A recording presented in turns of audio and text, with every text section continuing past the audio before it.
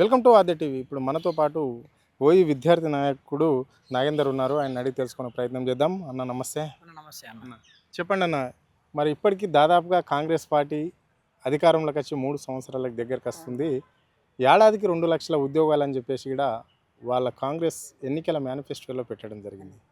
ఇక్కడ ప్రధాన నేత అయిన ప్రియాంక గాంధీని కూడా తెచ్చేసి ఇక్కడ సరూర్ నగర్లో ప్రకటన కూడా చేపించారు ఉద్యోగ నోటిఫికేషన్ల విషయంలో, నిరుద్యోగుల విషయంలో. మరి దీన్ని ఎట్లా చూస్తారు మీరు? అన్న అందరికీ నమస్కారం.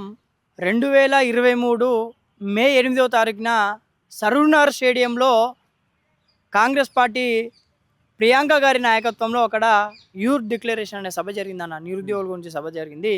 ఆ రోజే దానికొకటి యూత్ డిక్లరేషన్ అని పేరు పెట్టేశారన్న. ఆ రోజు యువతకు అడ్డగోలు అమలుగాని హామీలు ఇచ్చారు, యువతను నమ్మించారు. 2 లక్షల ఉద్యోగాలు అని చెప్పిందన్న ప్రియాంక గాంధీ.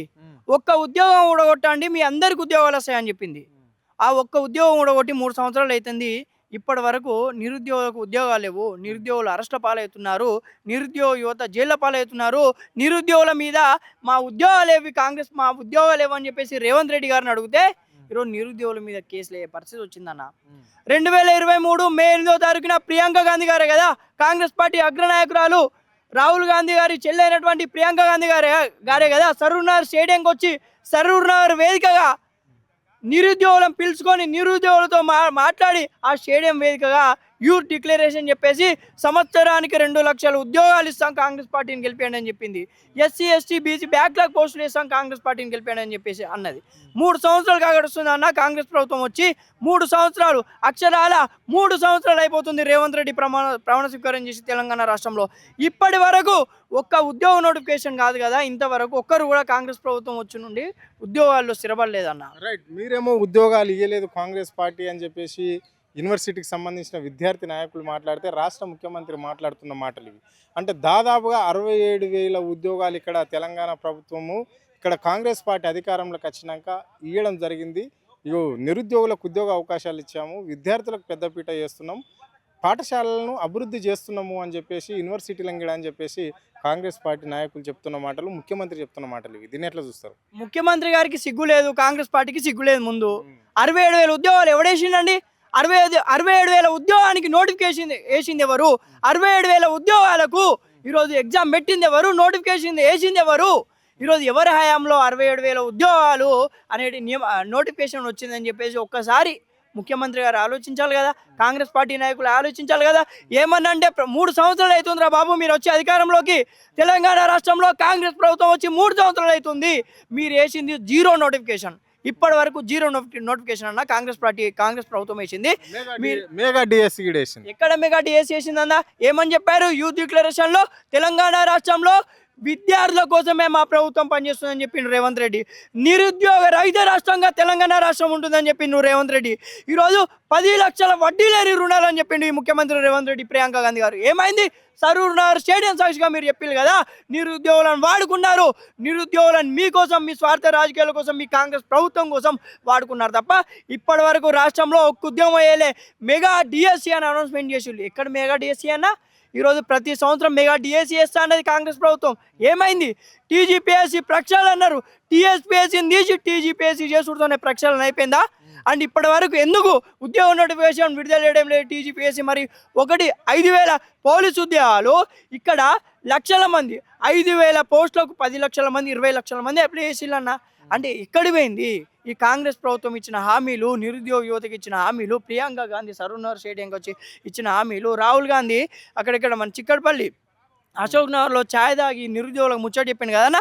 సంవత్సరానికి కాంగ్రెస్ ప్రభుత్వం అధికారంలోకి వస్తే 2 లక్షల ఉద్యోగాలు వేస్తా అన్నాడు.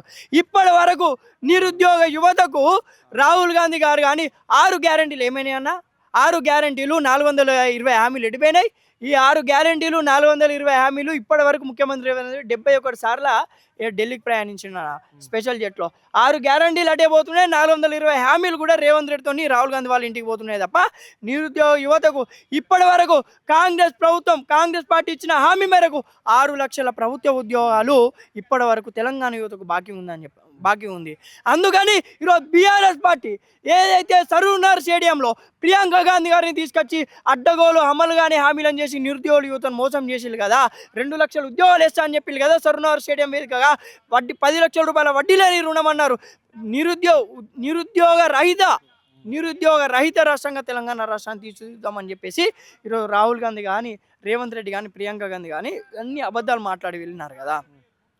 ఈ నెల 18వ తారీఖున సరూర్ వేదిక ఎక్కడైతే ప్రియాంక గాంధీ మాట్లాడిందో, ఎక్కడైతే రాహుల్ గాంధీ మాట్లాడిందో, ఎక్కడైతే అబద్ధాలు చెప్పి ఈరోజు మంత్రి పదవిలో కూర్చున్న మంత్రులు మాట్లాడిందో, అదే వేదికగా ఈరోజు లక్షలాది మంది నిరుద్యోగులు వాళ్ళ గోస చెప్పుకోవడానికి, వాళ్ళ బాధ చెప్పుకోవడానికి ఈ నెల 18న బీఆర్ఎస్ పార్టీ నిర్వహిస్తున్న నిరుద్యోగ సంగ్రామ సదస్సుకు ఈరోజు భారీగా దిల్సుఖ్నగర్, అమీర్పేట, లేకపోతే చిక్కడపల్లి, ఉస్మాన్ యూనివర్సిటీ, తెలంగాణ రాష్ట్రంలో ఉన్న లైబ్రరీలో ఉన్న విద్యార్థులందరూ రాబోతున్నారు. అక్కడ వాళ్ళ బాధను చెప్పుకోబోతున్నారు. కాంగ్రెస్ పార్టీ మెడలు వంచబోతుందని చెప్పేసి ఆ సభ వేదికనే ఈరోజు రేపు 18వ తారీఖు చెప్పబోతున్నారు. నిరుద్యోగ యువత తెలంగాణ రాష్ట్రంలో ఈరోజు రండి, కదిలి రండి. సరూర్ స్టేడియంలో జరగబోయే నిరుద్యోగ సంగ్రామ సదస్సుకు తెలంగాణ రాష్ట్రంలో ఉన్న ప్రతి ఒక్క విద్యార్థి నిరుద్యోగి, రాష్ట్రంలో నలుమూలలో ఉన్న ఎక్కడ ఏ చోట లైబ్రరీలో చదువుకున్న ప్రతి నిరుద్యోగి రండి. మన బాధను అక్కడ చెప్పుకుందాం, మన గోసను అక్కడ చెప్పుకుందాం. కాంగ్రెస్ పార్టీ చేసిన మోసాలను, మనల్ని ఎలా మోసం చేసిందని చెప్పేసి సరూర్ వేదికగా కాంగ్రెస్ ప్రభుత్వాన్ని హెచ్చరిద్దామని చెప్పేసి నేను ఉస్మాన్ యూనివర్సిటీ వేదికగా నిరుద్యోగ యువతకు కదిలి రండి, లక్షలాదిగా వెళ్దాం, కాంగ్రెస్ పార్టీని లక్షలాదిగా ప్రశ్నిస్తాం ఆ వేదిక నుండి అని చెప్పేసి ఈరోజు నేను ఉస్మాన్ యూనివర్సిటీ వేదిక చెప్తున్నాను. రైట్. ఇక్కడ విద్యార్థుల సమస్యలు ఈ విధంగా, నిరుద్యోగుల సమస్యలు ఈ విధంగా ఉంటే రైతు ప్రభుత్వం ఇది, రైతులకు ఎంతో మేలు చేస్తున్నాం అని చెప్పేసి ఈ రాష్ట్ర ముఖ్యమంత్రి చెప్తున్నాడు. మరి ఈ వ్యాఖ్యలను ఎట్లా చూస్తారు? ఇది రైతు ప్రభుత్వం కాదన్న, ఇది రాబందుల ప్రభుత్వం. ఇది రైతు ప్రభుత్వం కాదు, ఇది రాక్షసుల ప్రభుత్వం. ఇది కేవలం రేవంత్ రెడ్డి కుటుంబం సంబంధించిన అనుమూల ప్రభుత్వం అన్న. ఇది రాహుల్ గాంధీకి సంబంధించిన ప్రభుత్వం. ఇది రైతు ప్రభుత్వం కాదు. రైతు ప్రభుత్వం అంటే కేసీఆర్ గారి ప్రభుత్వం అన్న.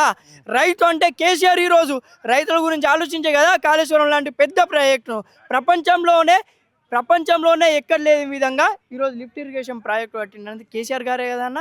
ఈరోజు వృధాగా నీళ్ళు పోతున్నాయి రా బాబు, వృధాగా నీళ్లు మేడిగడ్డ ప్రాజెక్టు నుండి వెళ్ళిపోతున్నాయి అని చెప్పేసి ఈరోజు మా గౌరవ వర్కింగ్ ప్రెసిడెంట్ కేటీఆర్ గారు మాట్లాడితే ఈరోజు బీఆర్ఎస్ నాయకులను కోశారు రక్తం పారిద్దామని చెప్పేసి మాట్లాడడం జరిగింది. రేవద్దన్న రైతు ప్రభుత్వం, రైతు బంద్ చేసిన కేసీఆర్ గారిదే రైతు ప్రభుత్వం అన్న. రైతు బీమా, కళ్యాణ్ లక్ష్మి, షాదీ ముబారక్ ఇవో పేదలను దృష్టిలో పెట్టుకొని కాళేశ్వరం లాంటి గొప్ప ప్రాజెక్టును 90,000 కోట్లతో కట్టి ఈరోజు మనకు ఇలాంటి కష్టకాలంలో ఆ ప్రాజెక్టు ఉపయోగపడుతుందంటే దానికి కారణం కేసీఆర్ గారు కదా. ఈరోజు నీళ్ళు వృధాగా పోతున్నాయంటే అంటే ఆ నీళ్ళను వదిలిపెడుతున్నాడే తప్ప ఆ నీళ్లను వెనుక చేవేళ్ల వరకు మన తెలంగాణలో ఉన్న నలుమూలల భూములకు కావాల్సిన నీళ్లు తీసుకురావాలనే ఒక కనీసం ఇంగిత జ్ఞానం అన్న రేవంత్ రెడ్డికి ఉందా? ఎవరిదన్నా రైతు ప్రభుత్వం? ఈరోజు రైతులు చనిపోతున్నారు, రైతులు పాయిజన్ దాగి చనిపోతున్నారు, రైతులు అప్పులు పాలవుతున్నారు. ఏదైతే ఆ రోజు 60 సంవత్సరాలు పాలించిన కాంగ్రెస్ ప్రభుత్వంలో రైతు గోసపడ్డాడు, ఈ రోజు కూడా కాంగ్రెస్ 3 సంవత్సరాల పాలనలో రైతు బాధపడుతున్నాడు, రైతు ఇబ్బంది పడుతున్నాడు. ఈరోజు రైతు ప్రభుత్వం అంటే కేసీఆర్ గారిదన్న. ఈరోజు రేవంత్ రెడ్డి కాంగ్రెస్ పార్టీది కాదు. ఈరోజు రైతులను ముంచేది కాంగ్రెస్ ప్రభుత్వము, రైతులను గోసపెట్టేది రేవంత్ రెడ్డి. అంతేగాని ఈరోజు రైతు గురించి ఆలోచించిన ఒక కాళేశ్వరుడు అన్న కేసీఆర్ గారు. Okay, right, thank you. ఇది పరిస్థితి. అంటే ఇక్కడ రేవంత్ రెడ్డి సర్కార్ ఏర్పడి దాదాపుగా 3 సంవత్సరాలు గడుస్తున్నది. అయినప్పటికీ కూడా ఇక్కడ నిరుద్యోగులకు కావచ్చు, విద్యార్థులకు కావచ్చు ఇచ్చిన హామీలు ఏ ఒక్కటి కూడా నెరవేర్చలేదు అని చెప్పేసి కూడా యూనివర్సిటీ స్టూడెంట్ నాగేందర్ స్పష్టంగా చెప్పడం జరిగింది. అంటే ఇప్పటికి దాదాపుగా ఆయన 67,000 ఉద్యోగాలు ఇస్తున్నామని రేవంత్ రెడ్డి చెప్తున్నాడు. అది 67,000 ఉద్యోగాలు రేవంత్ రెడ్డి ఇచ్చినవి కావు, కేవలం ఆయన పట్టాలు మాత్రమే ఇచ్చిండు. అన్నీ బీఆర్ఎస్ ప్రభుత్వంలోనే విద్యార్థులకు ఎగ్జామ్ పెట్టని పాపం ఒకటే బీఆర్ఎస్ పార్టీ చేసుకున్న తప్పది. కానీ అన్నీ చేసిందంతా బీఆర్ఎస్ పార్టీ అని చెప్పేసి కూడా ఆయన స్పష్టంగా చెప్పడం జరిగింది. ఇప్పటికి దాదాపుగా అంటే సంవత్సరానికి 2 లక్షల ఉద్యోగాల చొప్పున 3 లక్షల ఉద్యోగాలు, ఇక్కడ 6 లక్షల ఉద్యోగాలు విద్యార్థులకు నిరుద్యోగులకు బాకీ ఉంది అని చెప్పేసి కూడా ఆయన చెప్పడం జరిగింది. అదేవిధంగా రైతుల సంక్షేమ ప్రభుత్వం అని చెప్తున్న ఈ రేవంత్ రెడ్డి రైతుల రక్తం దాగుతున్నాడు అని చెప్పేసి కూడా ఆయన స్పష్టంగా చెప్పడం అనేది జరిగింది. ఇక్కడ కాళేశ్వరం పేరుతోటి ఏదో కేసీఆర్ కొల్లగొట్టేసిండు అని చెప్పేసి బదలం చేయడం తప్ప కానీ కాళేశ్వరంలో ఉన్న నీళ్లు ఇట్లా రైతులకు ఇస్తామనే జ్ఞానం కూడా ఇక్కడ రేవంత్ రెడ్డి సోయి లేక పాలన చేస్తున్నాడు అని చెప్పేసి కూడా ఆయన చెప్పడం అనేది జరిగింది. ఇదే విధంగా రేపు సరూర్ నగర్లో జరిగే భారీ ఎత్తున నిరుద్యోగ యువత కలిసి రావాలి. బీఆర్ఎస్ పెడుతున్న ఈ నిరుద్యోగ యువత ఏదైతే ఈ సభను ఏర్పాటు చేస్తున్నదో బీఆర్ఎస్ విద్యార్థి విభాగానికి, దానికి ప్రతి ఒక్కరు సపోర్ట్ చేయాలని చెప్పేసి ఆయన కోరుకోవడం అనేది జరిగింది. కెమెరా పర్సన్ కళ్యాణ్తో అరుణ్ ఆద్య టీవీ, హైదరాబాద్.